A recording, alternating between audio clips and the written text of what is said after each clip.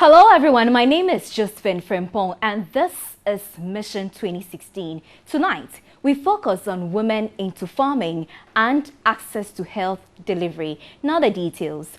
Women into farming in some communities in the northern region want political parties to craft policies that will focus on investments in the agricultural sector. This, they say, is likely to reduce poverty and increasing growth. Eva Atipuka has the story. World Development Agenda goals, which Ghana is party to, target ending poverty in all its forms, ending hunger and achieving food security. The Sustainable Development Goals also seek to promote sustainable agriculture by 2030. In Ghana, women constitute an estimated 50% of the labor force in farming. Increased investment in agriculture in terms of the provisioning of farm inputs can help improve the livelihood of women in rural communities whose occupation is farming. Farming is the only source of income that they get from this community to also do their needs. This group, we have seen them sitting down here. It's not anybody who come and mobilize them here. They advise themselves. That they have not seen any big person or any organization coming to tell them that you, this community women, organize yourself in this way for me to help you. Women farmers complain that most support programs are skewed to benefit only male farmers. They noted only men own tractors and other farm implements. Money to go and farm as a tractor they don't have. And secondly, when they even farm, this time around, if you don't have fertilizer in your maize, you won't get a good yield. I do not have money for tractor services, so I manage my farm together with my children, using a hoe and cutlass and sometimes a plow. Some also have concerns over the cost of plowing an acre of land. Access and availability of certified seeds is also a challenge. The hoe and machete is widely used, a situation that impacts negatively on productivity. Women who are household heads say they cannot guarantee a brighter future for their children. The farmers explained dry season farming would have made a difference if they had irrigation facilities.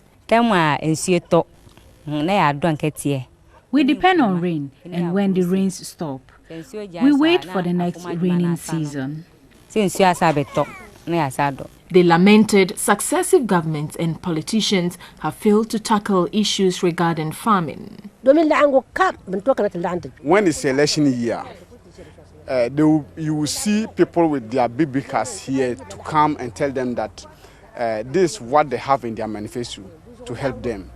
But after the election, you will see them again. The previous years, the way they have been lying to them, they will come and say, we will do. Voters, we will come and do. Then they won't come. After they vote them, then the person will just stand up and give he or her back to them. But for this time, they want anybody who will come to their aid to look at their faces and support them with credit union and then their children's school fees and then their farming activities and better trading. The farmers reviewed their decision in November 7 will be informed by political parties that demonstrate commitment to invest in agriculture sector and most crucially, support for women farmers in rural communities. Residents of Wawato in the northern region say lack of social amenities is impacting negatively on their health delivery. They contend poor telecommunication network is affecting access to Millennium Mobile Telecom Care Health System. Presently, residents hang their phones on a mango tree in search of a network. Wawato is a farming community with a population of over 500. Access to mobile telecommunication network is a challenge here. This mango tree, serving as a telecommunication mast, is strategically positioned in the center of Wawato. The tree, which doubles as a telecommunication regulator, does not frown on competition. This is how it works. A caller may have to pre-arrange with a colleague strategically positioned in the center of Wawato. The tree, which doubles as a telecommunication regulator, does not frown on competition. This is how it works. A caller may have to pre-arrange with a colleague at the other end on an agreed time for a telephone conversation, subject to availability of a strong signal. Callers here tie the phones to a rope and hang them on branches of a tree. But it is an exercise that demands extreme patience, as one has to wait till he or she gets a network coverage. In clear anxiety, there is a constant gaze on the phone by the prospective caller. Immediately the caller receives network signal, he quickly dials the number, but it gets tricky if an attempt is made to plug the phone. The caller, with the phone dangling at the end of a rope, would then have to speak into it. For the over 2 hours of our stay with the people here, no one was able to make a call. With a smartphone, one may think he or she could be best in accessing network signals, but the usual bars indicating network coverage are simply missing. While city dwellers may take mobile calls for granted, the privileged few here are subscribers of just one telecommunication network. The reality is the adverse effects on socio-economic development with the absence of mobile communication networks in the community. Somebody is sick and he wants to call the nurse from the hospital, and then he's not getting reception. Went to farm when he was even coming.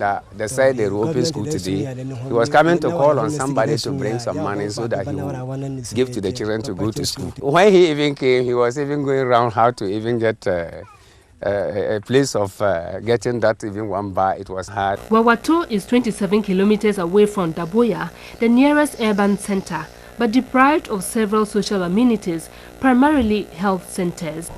Roads are deplorable, making it impossible for residents to access health care. The most affected are the aged and pregnant women who would either travel long distances to access prenatal, antenatal and postnatal care. Sometimes they do not go at all. In areas lacking health facilities, the Millennium Village's mobile ComCare health service delivery system would have been the answer in reaching out to residents of Wawato, but the absence of network leaves them out of the service. The community is convinced mobile telephony would play a key role in education while arranging for means of transport to convey them promptly to health facilities. Ahead of the 2016 elections, politicians should fix our roads, provide us with good drinking water and a health facility. Most rural communities share same experiences, and as the Sustainable Development Goals improve on the lessons of the MDGs in attaining zero maternal mortality, health experts say more will have to be done in areas like Wawato. So you can get interactive with us on our various social media platforms, Facebook, Twitter, and News on TV3. On Mission 2016, we give voice to the marginalized. That's how we wrap up for Mission 2016 this week. Join us next week, same time, every Friday, Saturday, and Sunday on News 360. Thank you so much for watching.